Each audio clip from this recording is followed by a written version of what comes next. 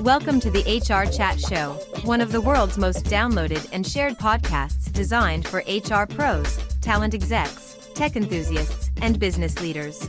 For hundreds more episodes and what's new in the world of work, subscribe to the show, follow us on social media, and visit hrgazette.com.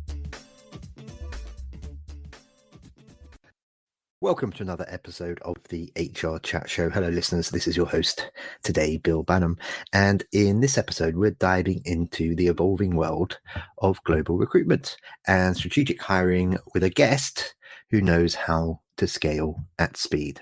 Walter Sabrin is the Chief Talent Officer over at Vensure Employer Solutions, where he leads internal and external recruitment efforts across a diverse portfolio of brands. With a deep understanding of nearshore hiring models and a data-driven approach to workforce strategy, Walter helps organizations tackle today's toughest hiring challenges while preparing for tomorrow's talent demands. Walter also brings a unique perspective to the world of HR, having transitioned from a career in athletics into one focused on leadership, culture, and growth. Tune in as we explore Walter's approach to recruiting top-tier talent, managing hyper-growth, and building future-ready teams. Whether you're hiring locally or globally, leading a startup, or scaling an enterprise, this episode offers powerful insights to help you attract, engage, and retain the right people. Walter, it's my absolute pleasure to welcome you to the HR Chat Show today. How are you doing? Bill, doing great. Thank you so much. I'm really excited to be here. Well, as we always like to do on this show, let's start with a bit of background on the guest, on yourself. Can you tell us a bit about your role as Chief Talent Officer over at Vensure Employer Solutions, and of course, what your team focuses on across the organization? Yeah, absolutely. I'd be happy to. Bill, like you just mentioned, my title, I basically head up talent acquisition across the global mothership. And Vensure really is like a mothership because, you ready for this, Bill? Our company has made 94 acquisitions over the last 6.5 years. So I head up TA for all of our, what we call division partners, all 94 of them, internal hiring, because we're in hyper growth, and we've been for the last several years. We've acquired international staffing firms, so we now hire globally, as well. So it's a big undertaking. We have a phenomenal team, but when it comes to recruiting, retention, talent acquisition, that's where my responsibility lies.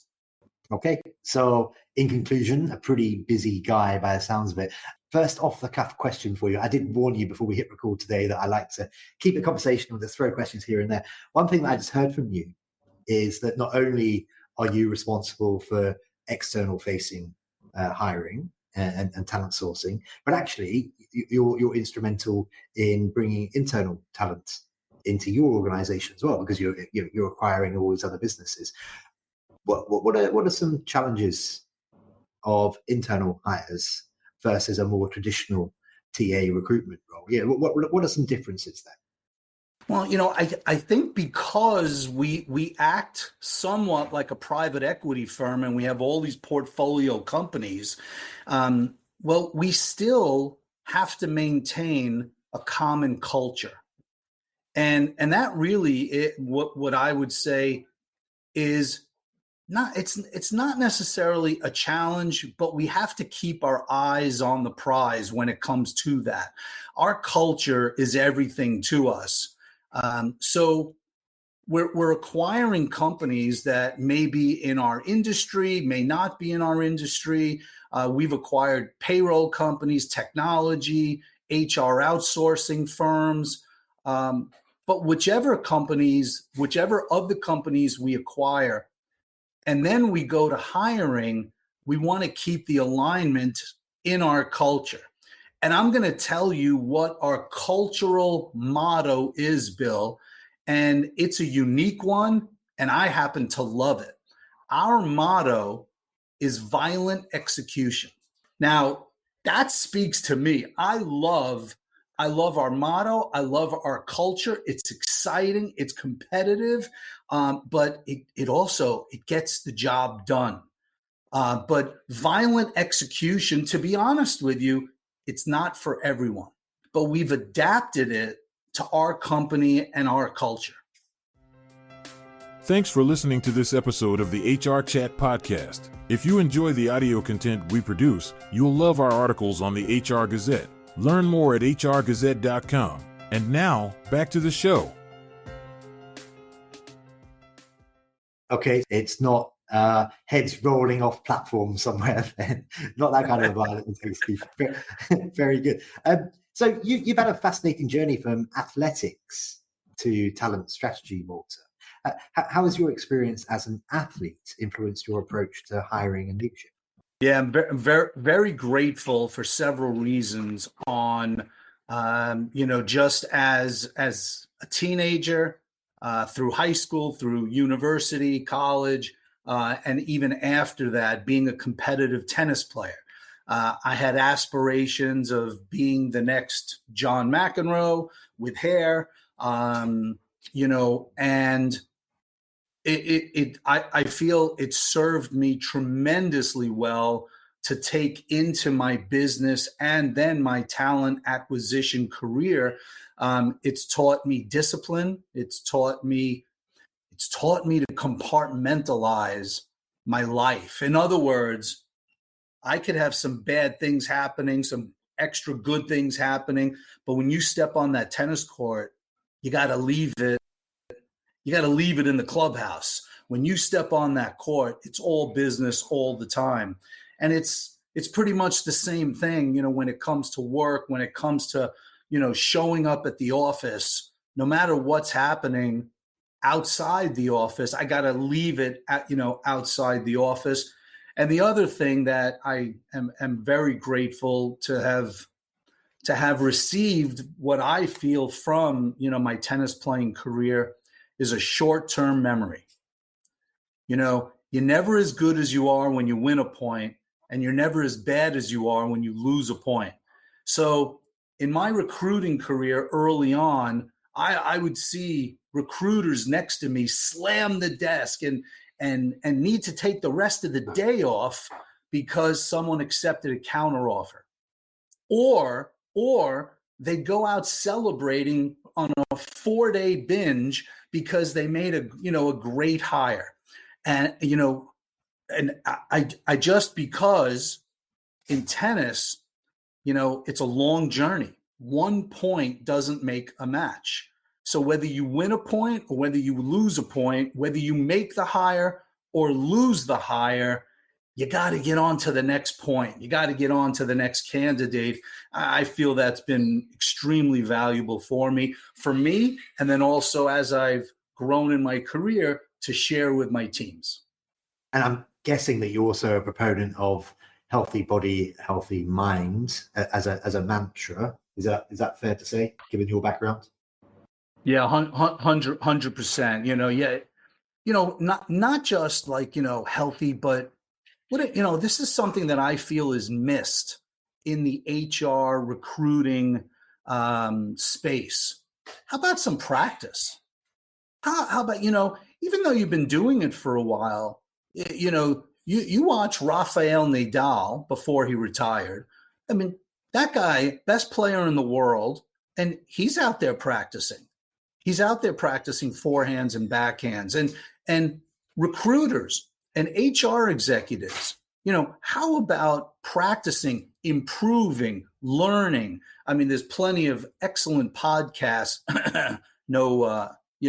Just throwing a little plug for you, Bill. But there's excellent resources out there that we should all be absorbing, learning, and growing our games, even if we're good, very good, or excellent, and especially when we're just starting out. Yeah, I completely agree with that. I mean, I think that complacency can be a killer. I've had conversations on this show and in other places in the past with HR leaders who frankly have got to a certain level in their career and they've become a little bit comfortable and they don't push themselves out of their comfort zone anymore. And with that leads to situations where perhaps they're not as open to innovation, as open to new ideas. And if that happens, then good luck, because your competitors are going to shoot ahead of you. Yeah, especially in our ever-changing world. I mean, one thing about HR, I mean, you can love it, you can hate it, you can, comment on it, but it's ever evolving. Now, especially with technology. And I just find that, complacency can be a killer for your organization, especially if it's happening in the HR suite. Once in a while, an event series is born that shakes things up, it makes you think differently, and it leaves you inspired. That event is Disrupt HR. The format is 14 speakers, 5 minutes each, and slides rotate every 15 seconds. If you're an HR professional, a CEO, a technologist, or a community leader and you've got something to say about talent, culture, or technology, Disrupt is the place. It's coming soon to a city near you. Learn more at disrupthr.co.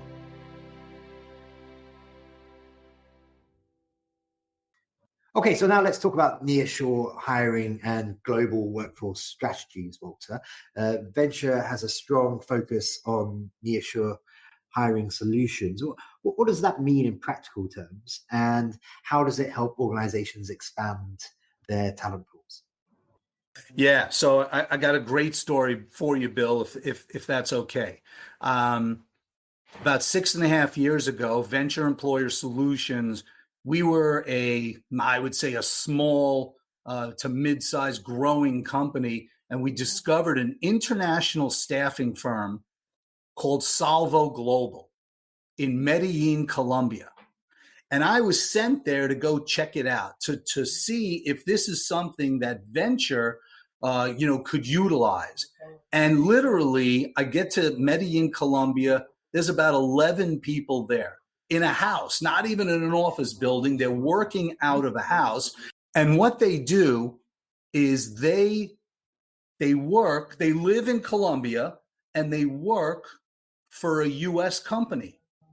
Well, we thought that was a great model, especially because of the exchange rate, the cost of living, literally saving about 65% on wages. So Vensure started to utilize this model more and more and more. Again, we started with about 11 or 12 people 6.5 years ago. Bill, today, Salvo Global has 40,000 employees. It's been a whirlwind of a ride. Talk about, I don't even know how to define it. I believe there will be white papers written about this, but what it has done, it's done a couple of things for I'm just going to talk from a Vensure standpoint, not even from our clients, but from a Vensure standpoint, it has given us the ability to hire great talent, fantastic talent. Bill, I used to be one of those Americans who thought only in America can it be done this well? Can it be done the right way? I'll admit it. And I have been converted because I have seen firsthand, because now Salvo Global's in 32 countries around the world. And I've seen it time and time again where people around the world can do it just as good, if not better, than our workforce. And at the same time, we're paying a lot less in wages. We pay much more. We don't pay minimum wage. We pay very well in those countries. But for a U.S. company to be able to get excellent talent, where now you're increasing your candidate pool, like you mentioned, Bill, I'm not going to say there's anything wrong with the U.S. talent pool. However, there are some pockets of self-entitlement. There's some pockets of laziness. There's some pockets of, as you can imagine, in any industry, any type of role. So why not expand your talent pool so you could look at the best of the best, not just limit it to the United States? Well, as a British Canadian, I would fully support that, Walter. For sure. But okay, so what you just told me there is you guys have grown exponentially up to tens of thousands of employees, it sounds like, and your employees are not just based in one locale; they're in lots of places around the world. With that, though, just me playing devil's advocate, with that does come some challenges.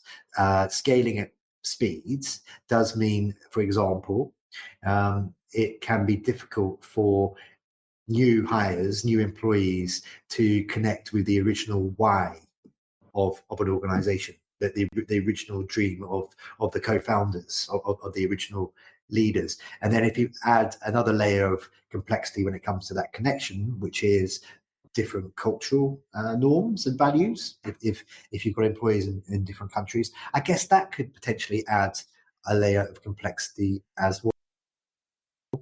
So my question, there is a question here, is a two-parter. A, would you agree? And B, what can you do about keeping your folks aligned with the original vision of the organization? Yeah, Bill, I'd love to tell you it's been easy peasy and no issues here, but certainly not the case. A lot of growing pains, a lot of cultural challenges, as well as just logistical, hard skill type, of challenges, technology. I mean, all across the board, starting in, the house, La Casita in Medellin, and then growing into an office, and then growing into 7 offices in Medellin, and then going into Bogota, and then outside of into Latin America, and then into places like Kenya, and places like Egypt, and we are in Canada, we're in Europe. So talk about all of not just a work culture. I mean, we're talking just a lifestyle culture. And I've been lucky enough to visit many, many of our offices. And, I have to speak to people differently in the Dominican Republic than I may have to speak to them in Peru. And I have found that our company is excellent at listening first and talking second. Listening to the people, listening to candidate, listening to the individuals, that come in, and then kind of speaking and talking about what we do and how we do it. But, when you're in Kenya, look, work is work. I get it. But there are definite cultural differences everywhere we go. I feel that our flexibility has been tremendous, to bridge those cultural and work, type of differences. Something you said there reminded me of an interview I did last year with a lovely guy in the UK called Al Kingsley, where he said to me, Bill, we were given 2 ears and 1 mouth for a reason. And I think you just summed that up there. I love that one, and I use it all the time. So I love it. Walter, what role does technology and automation play in managing high volume hiring while still ensuring that candidate quality is high and there's a natural culture fit? Yeah, I'm glad you brought this up, and I figured you would, because who's not talking about AI and Copilot and ChatGPT? Who's not talking about? I mean, it's the buzzword of the last couple of years. And I was reading an article today that we're going to have robots living in our home within 10 years. So in easily our lifetime, we're going to literally have robots powered by AI in our house. Those are the prevailing predictions. We need advanced technology. We need machines. We need the automation part of the job to help us, for sure. So I want to be clear about that. We use some AI tools. We use some automation tools, for sure. But I'm going to go on the record here, Bill, and I am ready. If you want to bring someone else on for a future podcast, I will debate anyone that the human element is going to be necessary forever in human being selection. Recruiting will always need the human element. There's just something about whether we call it the it factor, whether we call it the gut feeling, but I truly feel that we're always going to, no matter how much AI and automation we bring into the process, we're still always going to need us human beings involved. Just a real quick, I don't remember the year necessarily, Bill, but when monster.com came around, I remember said, that's it. Recruiting is over. Get into a different field, because they're going to go on a website, they're going to pick out a resume, and they're going to make the hire. Who needs a recruiter? Who needs anyone to look anything over? And here we are 20, 25 years later. Well, I'm going to challenge you on that one, because I like to do that sometimes on this show. Okay. I agree with you. Bring it, Bill. Lots of roles. That there are lots of roles where folks will need to have that in-person contact with a recruiter because they're highly skilled roles, for example. But would you agree that lower skilled jobs, perhaps a lot of the recruitment process for high churn, hospitality, for example, maybe that can be pretty much automated? Once again, I feel hospitality, customer service, maybe some blue collar type roles. Yeah, I definitely agree that the AI intelligence, the machines will make the automation easier, better, faster, more efficient. I think that will create a whole other industry also for humans to be a part of. But I still feel at the end of the selection, at the end of the quality control, at the getting into the details of the quality control, as far as the metrics on retention and more hiring, I feel that there still will need to be humans at the controls. Okay, very good. My job here is to play devil's advocate. I always like to hear from someone when they say, no, we will remain relevant, Bill, fear not. We are already coming towards the end of this particular conversation. Just before we wrap up, I'd love to get some advice and final reflections from you. What excites you most about the future of work and talent acquisition as we look ahead to the next 2 to 3 years? Yeah, you will certainly. I am welcoming of all technology. Keep them coming. I mean, guys, in Silicon Valley and wherever the nerdy tech guys sit, and guys and gals, keep building, keep creating, because we need you. We need more help.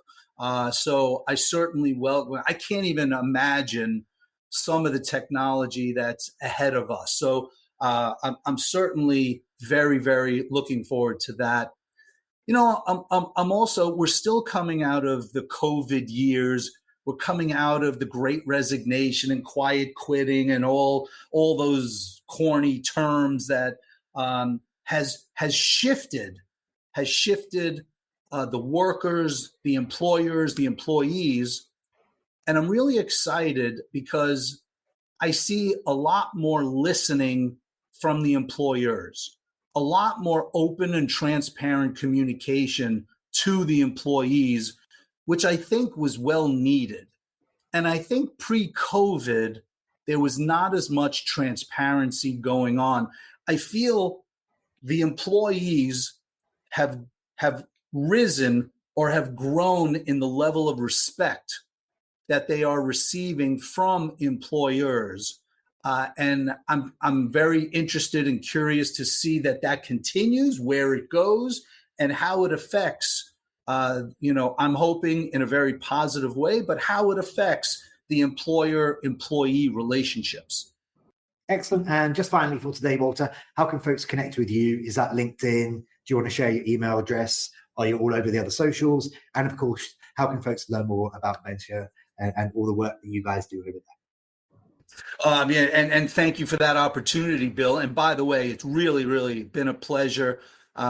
Great host, great conversationalist, and I hope to do this again at some point. So please call me if you ever need anything. But Vensure.com, and that's V like Victor, ENSURE. So it's Vensure.com. You can check us out. We are now the largest private HR outsourcing company in the world, second largest overall. We're very proud of that. Bill, you ready for this? I feel, and I'm going to challenge your audience. Okay. I feel that I may be the only Walter Sabrin in the world. So I'm easy to find on LinkedIn. I'm easy to find on all the socials. Walter, I mean, who names their kid Walter anymore? So there's very few of us left. I think it's a great Sabrin, thank you, but it is old school. And Sabrin, my last name, was made up from my parents who came over from Europe, and they created the name. So I firmly believe I'm the only Walter Sabrin. My email is walter.sabrin@vensure.com. You could find me on LinkedIn and Facebook and Insta and I don't know where else, but I welcome any kind of contact, whether it's just to geek out, talking recruiting or hiring or HR. You just want to say hello. You want to learn more about Salvo Global and Vensure. Please reach out to me, and I'd be happy to have a conversation. Excellent. Well, I have very much enjoyed this. I will be reaching back out to you soon, Walter, to get you on more shows that I'm involved with, because I've enjoyed my time with you today. Thank you very much. Thank you, Bill. Thank you. And listeners, as always, until next time, happy working. Thanks for listening to the HR Chat Show. If you enjoyed this episode, why not subscribe and listen to some of the hundreds of episodes published by HR Gazette? And remember, for what's new in the world of work, subscribe to the show, follow us on social media, and visit hrgazette.com.